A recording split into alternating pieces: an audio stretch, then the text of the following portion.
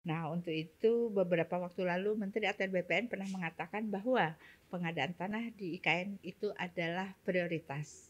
Nah, Mbak Dirjen dalam hal ini adalah Dirjen Pengadaan Tanah. Apa perannya Mbak Dirjen dalam pengadaan tanah di lokasi IKN ini?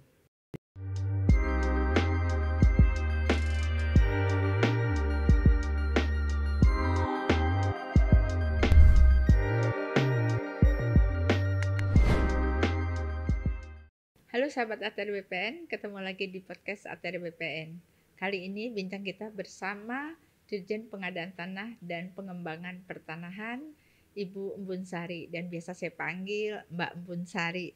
Halo, selamat siang Mbak Dirjen, apa kabar? Alhamdulillah Bu Karo, berbahagia sekali bisa hadir di sini bersama teman-teman semua. Terima kasih Mbak Dirjen yang sudah hadir di podcast Kementerian ATR BPN. Tentunya topik kita kali ini kita akan mengangkat terkait dengan pengadaan tanah di wilayah IKN. Tentunya pembangunan pasti akan diawali dengan persiapan lahan. Nah, untuk itu beberapa waktu lalu Menteri ATR BPN pernah mengatakan bahwa pengadaan tanah di IKN itu adalah prioritas. Nah, Mbak Dirjen dalam hal ini adalah Dirjen Pengadaan Tanah. Apa perannya Mbak Dirjen dalam pengadaan tanah di lokasi IKN ini? Baik Mbak Karo, jadi kalau Kementerian ATR BPN kita menyelenggarakan urusan pemerintahan di bidang pertanahan. Kementerian ATR BPN itu wajib memastikan tanah tersedia bukan hanya untuk IKN tetapi juga untuk keseluruhan infrastruktur pembangunan di negara kita. Dan khusus untuk IKN saya juga kebetulan dipercaya menjadi koordinator bidang infrastruktur dan pertanahan di tim transisi OIKN. Wih, luar biasa ya Bu ya. Ibu betul-betul perkasa. Baiklah Mbak Dirjen, untuk tahap pertama pembangunan dilakukan di mana? Berapa luas pengadaan tanah di lokasi IKN untuk tahap pertama ini? Baik Mbak Karo, jadi sebelum saya cerita lebih lanjut mengenai pengadaan tanah, saya cerita dulu bahwa luas IKN ini keseluruhan 256.000 hektar dan di dalamnya ada KIPP. KIPP itu kawasan inti pusat pemerintahan, luasnya sekitar 6.671 hektar.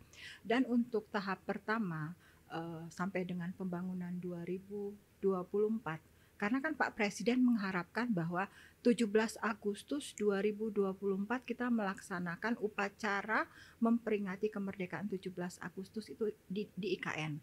Jadinya kan kita harus pastikan lahannya clean and clear, kita harus pastikan pembangunan dapat kita mulai dan diselesaikan tepat waktu. Jadi untuk itu kita melakukan kalau di Undang-Undang 3 2022 itu perolehan tanah untuk IKN itu ada dua cara. Kalau kawasan hutan itu melalui pelepasan kawasan hutan, kalau APL atau areal penggunaan lain yang dikuasai masyarakat, kita melaksanakan pengadaan tanah sebagaimana ketentuan peraturan perundang-undangan yang berlaku. Baik, sebetulnya tadi pertanyaan lanjutannya, setelah itu ada tahap pertama dilakukan di mana, berapa luas pengadaan, tentunya berapa anggaran yang harus dipersiapkan untuk pengadaan tanah di tahap pertama ini? Jadi gini, tahap pertama yang akan dibangun itu di KIPP antara lain ada istana negara, kemudian ada perkantoran menteri, Menko, kemudian ada juga rumah ASN, non ASN, juga kan pasti untuk infrastruktur dibutuhkan jalan lingkar, jalan tol, dan untuk air minum ada IPAL, kemudian juga ada masjid negara dan banyak infrastruktur lain, itu ada sekitar 60 titik yang akan dibangun utamanya di KIPP. Luas lahan yang dibutuhkan itu sekitar 3.500 hektar, diantaranya ada kurang lebih 1.000 hektar itu kawasan hutan, sisanya itu area penggunaan lain atau lahan yang dikuasai masyarakat, dan kurang lebih itu dibutuhkan anggaran untuk ganti kerugian sekitar 14 sampai dengan 15 triliun sampai dengan terbangun di 2024 itu hanya untuk ganti kerugian lahan saja. Tadi Mbak Dirjen mengatakan bahwa pengadaan tanah tahap pertama ini kurang lebih 3.500 hektar. Iya. Nah, dari 3.500 hektar itu 1.000 adalah kawasan hutan. Iya. Berarti ada APL-nya sekitar 2.500. Iya. Nah, APL 2.500 itu apakah maksud kami terdiri dari apa saja? Apakah masyarakat di dalamnya, apakah ada perusahaan-perusahaan lain, atau mungkin adakah di 2.500 ini masyarakat adat di dalamnya? Jadi kalau data awal, jadi di dokumen perencanaan pengadaan tanah itu sudah kurang lebih status pemiliknya siapa, kita sudah punya gambaran. Dan saat ini juga kita juga sudah melakukan pendataan ya. Sebenarnya kalau khusus di lokasi KIPP itu sudah by name by address, siapa yang ada, menguasai di mana dan berapa luas. Jadi rata-rata memang masyarakat yang menguasai. Dan kalau kita beberapa kali sosialisasi, intinya masyarakat di sana itu sangat antusias dengan IKN ini ya, dengan ibu kota negara. Bayangkan aja, itu dari katakanlah sebelumnya kan hutan ya, dekat hutan, lahan itu lahan desa, lahan pertanian, dan kemudian menjadi kota, kan ibu kota negara IKN, ibu kota Nusantara sih sebenarnya namanya. Jadi saya pikir banyak masyarakat yang sangat antusias dengan IKN ini. Tadi Mbak Dirjen mengatakan bahwa masyarakat sangat antusias. Jadi poin pentingnya adalah masyarakat sangat mendukung terkait dengan pembangunan di IKN ini. Jadi selama ini isu-isu yang di luar itu berarti nggak benar ya, Mbak Dirjen ya? Kalau dibilang ada benarnya, bisa jadi. Klaim-klaim itu sebenarnya banyak yang terjadi masyarakat adat ya, masyarakat adat yang mengklaim penguasaan di dalam kawasan hutan. Kalau itu kan memang kewenangannya ada di kementerian yang terkait ya. Kalau masyarakat yang ada di APL, saya pikir tidak ada masalah karena kan ganti kerugiannya itu jelas. Apalagi bahkan Pak Presiden kita sendiri berulang kali bilang bukan ganti kerugian tetapi ganti untung. Karena kan dalam pengadaan tanah itu mereka diganti rugi itu dengan harga pasar. Kalau istilah kita itu nilai perkiraan wajar atau NPW. Jadi saya yakin kalau pengadaan tanah pada umumnya tidak ada masalah, terutama di IKN. Gini aja Mbak Yuli, Bu Karo, saya contohkan saja untuk Bendung Sepaku semua yang ada di sana. Sebelum ada kegiatan rencana Bendung Sepaku Semoy, itu NJOP itu 2.000 per meter. 2.000 per meter. Begitu kita melaksanakan pengadaan tanah di Bendung Sepaku Semoy itu nilai NPW tadi, nilai ganti kerugian tadi berkisar 35.000 sampai dengan 77.000 per meter. Itu tanah saja berapa kali lipat ya? Itu. Luar biasa kan? Luar biasa. Itu mendadak banyak yang jadi orang kaya, banyak yang jadi miliuner dengan itu. Itu baru Bendung Sepaku semua yang belum masuk IKN. Kalau sekarang IKN, sekarang aja kemarin kita sudah lihat harganya berkisar 650.000 sampai dengan 1 juta per meter. Per meternya. Padahal rata-rata mempunyai luas berapa ya? Ya beragam sih, tapi itu di atas 5.000 sampai dengan 2 hektar. Luasnya karena sebagian besar itu lahan pertanian. Lahan pertanian di Penajam Pasir Utara itu sebagian besar lahan pertanian. Akan tetapi memang kalau sudah mengarah ke Balikpapan ya sudah lebih masif ya penggunaannya. Baik, berarti yang kita tangkap di sini adalah bahwa masyarakat senang, masyarakat mendukung, di mana ganti rugi ini adalah ganti untung ya. Jadi pengadaan tanah ini memberikan harga yang cukup baik lah untuk penggantian dari negara. Nah, dalam pelaksanaan sosialisasi kemarin, apakah 100% masyarakatnya itu tidak ada yang protes, 100% menerima ganti rugi dalam bentuk uang? Apakah ada masyarakat yang, mungkin tidak mau dipindahkan atau masyarakatnya ingin dipindahkan dengan, di lahan yang lain yang, harus disiapkan oleh, pemerintah, Mhm. seperti apa? Oke, Bu Karo. Jadi, kalau kita bilang 100% setuju ya rasanya hampir tidak mungkin ya. Mmm. Makanya kan Undang-Undang 2 2012 itu kan untuk mengantisipasi. Hmm. Mengantisipasi bahwa memang ada, beberapa pihak yang tidak setuju. Jadinya kan masyarakat kita ini mohon maaf lah kalau saya sedikit, nyeleneh dan bercanda. Jadi kalau sudah dapat, 500 sudah harga Pengennya? bagus pengennya 1.000. Kalau Mhm. dikasih 1.000 kenapa enggak sejuta Iya. sekalian? Jadinya kan memang, ada 1, 2 masyarakat kita yang, mohon maaf Mmm. kalau bahasa saya agak kasar kurang-kurangan. Mmm. Eee, tapi kembali lagi kalau di pengadaan tanah itu kan bentuk ganti kerugian itu bisa uang, bisa tanah pengganti, bisa juga, relokasi dibangunkan kembali rumah atau juga bisa bentuk lain yang Mhm. disepakati. Dalam hal ini juga kita bisa mengantisipasi.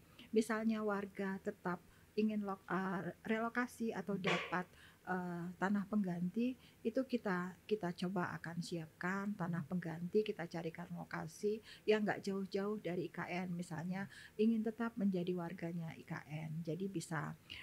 Makanya, kembali lagi, yang terpenting adalah yang terpokok adalah bagaimana kita sosialisasi. Kalau di pengadaan tanah itu nanti ada konsultasi publik ya, yang kita kenal konsultasi publik dan itu kita akan menyampaikan tujuan daripada pengadaan tanah ini ke masyarakat dan, lokasi-lokasi mana yang akan terkena nantinya. Ternyata sudah banyak yang dilakukan di lapangan ya, Mbak Mhm. Dirjen. Nah, kira-kira, pada saat, pelaksanaan di lapangan dalam proses pengadaan tanah ini, Mhm. apa kendala-kendala yang dihadapi, oleh tim, pengadaan tanah? Ya. Yang pertama adalah yang kami lakukan adalah menyatukan persepsi ya. Karena, ini hal yang baru, bukan hanya untuk masyarakat, tetapi juga kita selaku pelaksana. Dan dalam pengadaan tanah itu kan banyak yang terkait. Mhm. Yang utama di sini adalah, pertama harus dipastikan dulu rencana induknya bagaimana, rincian rencana induknya di mana. Setelah itu pasti, kalau istilahnya adalah RDTR-nya di mana mau bangun apa dan berapa luas. Kan kita harus, siapa, kalau di tahapan pengadaan tanah itu kan ada 4 tahapan kan. Sebelum masuk ke pelaksanaan atau kita ATR BPN itu turun, kan ada dulu perencanaan, harus disiapkan dulu dokumen perencanaan Mmm. pengadaan tanah. Dan kalau berdasarkan undang-undang, dokumen ini harus disiapkan oleh Pemrakarsa. Pemrakarsa adalah instansi yang membutuhkan tanah, bukan ATR BPN. Kemudian juga selanjutnya persiapan. Persiapan ini mulai dari verifikasi dokumen perencanaan pengadaan tanah tadi sampai konsultasi publik. Kan menyampaikan ke publik sampai dengan keluar kesepakatan publik dan penlog. Itu dilaksanakan oleh pemerintah daerah. Kalau dalam IKN berarti kan itu Otorita otorita. IKN. Nah, hal-hal itu kan juga bukan hanya masyarakat, berarti kita juga harus mensosialisasikan ke semua Mhm. yang terkait. Juga harus dipastikan juga anggarannya ada apa Mhm. tidak. Kalau masyarakat nggak dibayar, di mana sih yang mau masyarakat Mhm. kehilangan tanahnya tidak dibayar? Karena ajas pengadaan tanah itu adalah ajas keadilan, masyarakat menyerahkan tanahnya dengan ganti kerugian yang layak dan adil. Jadi saya pikir, berproses kalau dibilang susah-susah banget, enggak, toh Mhm. jalan. Iya. Dokumen perencanaan pengadaan tanah toh sekarang sudah bisa dikatakan sudah final dan mungkin minggu-minggu depan kita sudah konsultasi publik. Amin Bapak. Mudah-mudahan tidak ada masalah. Dan lagi satu kelebihan daripada, Undang-Undang 3 2022 dan juga Perpres 65 yang khusus untuk tanahnya IKN, banyak keleluasaan dalam hal pengadaan tanah. Mhm. Jadi, kalau memang dimungkinkan B2B, ya B2B. Tetapi kalau tidak dimungkinkan B2B karena ada penolakan, ya kita harus tempuh dengan Undang-Undang 2 2012. Baik, kalau demikian berarti pengadaan tanah di IKN ini sudah sampai kepada tahapan untuk konsultasi publik, ya. Kalau Segera. gitu, menurut Mbak Dirjen, kira-kira kapan pengadaan tanah ini selesai? Karena tadi sebelumnya sudah disampaikan bahwa tahun 2024 Presiden ingin mengadakan pelaksanaan 17 Agustus di lokasi IKN. Baik, Mbak Karo. Jadi saya sebelum menjawab mungkin lari kemana-mana dulu ya. Jadi kalau di Undang-Undang 3 2022 Undang-Undang IKN itu kita mengenal ada 4P. 4P itu persiapan, pembangunan, pemindahan, dan penyelenggaraan. Jadi persiapan oke, rasanya sudah relatif matang banget. Kemudian pembangunan kita sudah mulai kok. Ada beberapa seperti misalnya Jalan Lingkar, finalisasi Bendung Sepaku Semoy, intake air minum itu sudah jalan. Dan Agustus ini banyak lelang yang sudah juga ada pemenangnya, konstruksi ya, pembangunan. Jadi karena utamanya pertama adalah saya belum cerita kalau KIPP itu sekitar 87% adalah kawasan hutan. Itu yang disebut dengan relatif clean and clear, tinggal menunggu pelepasan. Dan sebenarnya sebelum pelepasan juga kalau konstruksi berjalan ya boleh-boleh saja dengan izin daripada kementerian terkait ya. Karena kan sudah banyak nih lelang yang selesai, berarti kan harus jalan pembangunannya sambil paralel kita menyiapkan pengadaan tanah, karena itu hanya di sebelah selatan ya, yang APL di sebelah timur laut ya, di sebelah timur laut yang terkena pembangunan infrastruktur yang di APL. Jadi kalau yang di APL dan di KIPP itu relatif saya pikir tidak ada masalah, karena walaupun konsultasi publik ini akan mungkin insya Allah minggu depan kita laksanakan, tetapi kita sudah punya sebenarnya data inventnya by name by address yang tadi saya sebutkan. Jadi begitu sudah konsultasi publik, sudah kesepakatan publik, saya berharap itu tidak lama, tidak membutuhkan waktu lama. Kemudian penlok, begitu penlok jadi kalau di undang-undang untuk iden invent itu 30 hari, tetapi kan kalau lihat jumlah bidangnya ada dan data kita sudah relatif lengkap, itu tidak memakan 30 hari harusnya, dan appraisal setelah itu. Dan juga saya pikir kami di OIKN itu sudah melakukan MOU juga dengan MAPI. MAPI ini Masyarakat Asosiasi Penilai Indonesia, yang kita kan nilai itu ditetapkan oleh penilai ya, jasa penilai asosiasinya MAPI. Kita sudah koordinasi intens. Jadi saya pikir insya Allah semuanya dapat berjalan dengan segera, dan sebelum akhir tahun diharapkan sudah beres. Sudah selesai. Berarti dari penjelasan tadi bahwa pelaksanaan pengadaan tanah di IKN sampai saat ini berjalan sesuai dengan time schedule-nya ya. Nah, sudah itu sampai saat ini juga belum ada pengadaan tanah yang kita bayar karena baru batas inventarisasi, dan mungkin minggu depan baru masuk ke konsultasi publik, baru nanti ada penilaian dan tahapan selanjutnya. Nah, paling cepat kira-kira kapan pelaksanaan pembayaran? Gini Mbak Yuli, tadi saya juga menjelaskan bahwa ada pengadaan tanah yang dengan tahapan, ada pengadaan tanah B2B, B2B. Jadi misalnya jalan lingkar yang dibuat itu ya, jalan lingkar yang dibuat itu kan dari dalam kawasan hutan. Jadi kalau nemu lahan masyarakat kecil-kecil kan, namanya jalan lingkar kan, kalau masuk ke APL nemu lahan masyarakat itu kita ukur, kita appraisal, langsung dibayarkan. Jadi ada juga yang sudah B2B, tetapi yang besarnya nanti baru dengan tahapan. Jadi pengadaan tanah tidak menghambat pembangunan infrastruktur.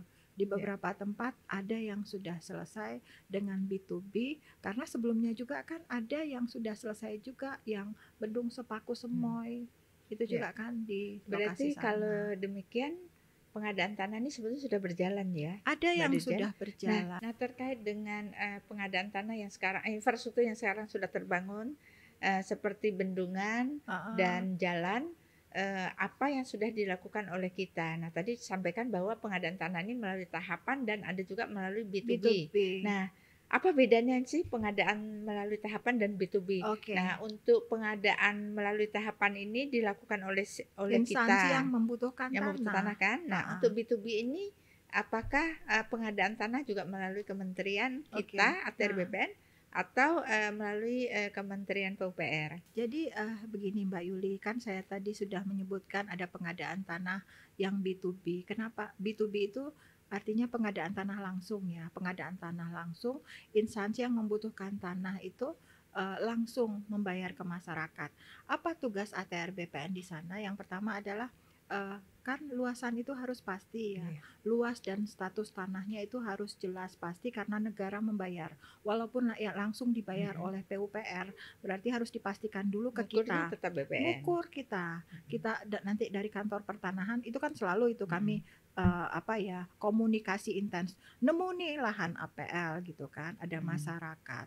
Nanti dari kantor pertanahan kita minta untuk turun, mengukur, memastikan status tanahnya. Kemudian nanti dari instansi itu akan meminta appraisal untuk menilai. Setelah dapat nilainya berapa besar ganti kerugian, dibayar. Oh, berarti pengadaan tanah B2B itu sama dengan pengadaan Pembelian tanah berskala kecil. Iya. Oh, yang dapat dilakukan langsung oleh yang oleh memenuhi instansi yang membutuhkan tanah. Oke, baik. Di dalam pengadaan tanah ini, Mbak Dirjen tentunya apakah sudah menganut menggunakan undang-undang Cipta Kerja? Oke, baik Bu Karo. Jadi Undang-Undang Cipta Kerja atau Undang-Undang 11 tahun 2020. Jadi kan kalau pengadaan tanah sebelum Undang-Undang Cipta Kerja itu kan kita banyak juga menghadapi katakanlah bottlenecking, masalah yang berlarut-larut sehingga pengadaan tanah itu lamban. Pengadaan tanah lamban sehingga menyebabkan pembangunan tertunda karena pembangunan kan kembali lagi butuh tanah. Jadi banyak permasalahan-permasalahan di pengadaan tanah yang sudah dicoba dicarikan solusinya dan dituangkan dalam Undang-Undang Cipta Kerja. Jadi ada kurang lebih 12 ketentuan lah yang dirubah Undang-Undang 2 2012 itu dalam Undang-Undang Cipta Kerja. Jadi ada yang dihapus, ada yang diubah, dan ada yang diatur kembali 12 ketentuan itu.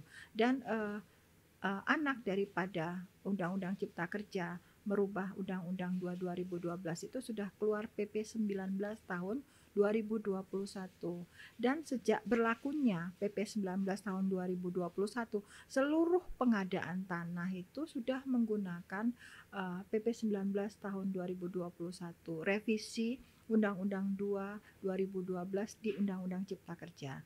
Jadi bukan hanya di IKN saja, jadi seluruh pengadaan tanah sudah menggunakan, sudah menerapkan ketentuan yang baru. Ini Mbak Dirjen, satu lagi pertanyaan terakhir. Saya melihat bahwa di pengadaan tanah IKN ini ada peraturan Presiden nomor 65 tahun 2022. Sebetulnya ini peraturan tentang apa ya, Mbak Dirjen? Setahu saya kan undang-undang juga ada pengadaan tanah ini menggunakan Undang-Undang 2 nomor 2012. Tetapi khusus dengan IKN ditambah dengan Peraturan Presiden nomor 65 tahun 2002. Bedanya di mana nih? Oke, baik.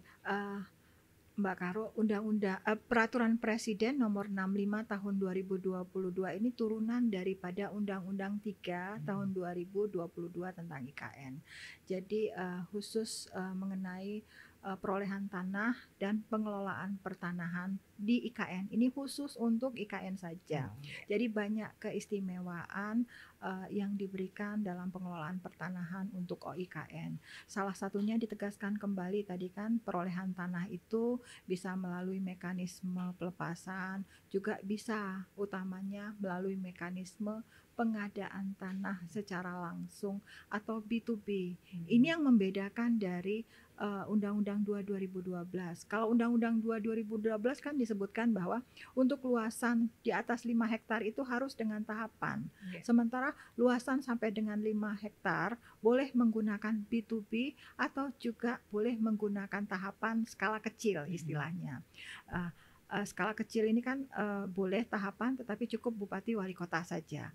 Kalau di IKN, jadi kalau dimungkinkan skala kecil maupun luasannya besar, lebih dari 5 hektar, kalau dimungkinkan untuk pengadaan tanah B2B, kita laksanakan dengan B2B, boleh itu keluasannya.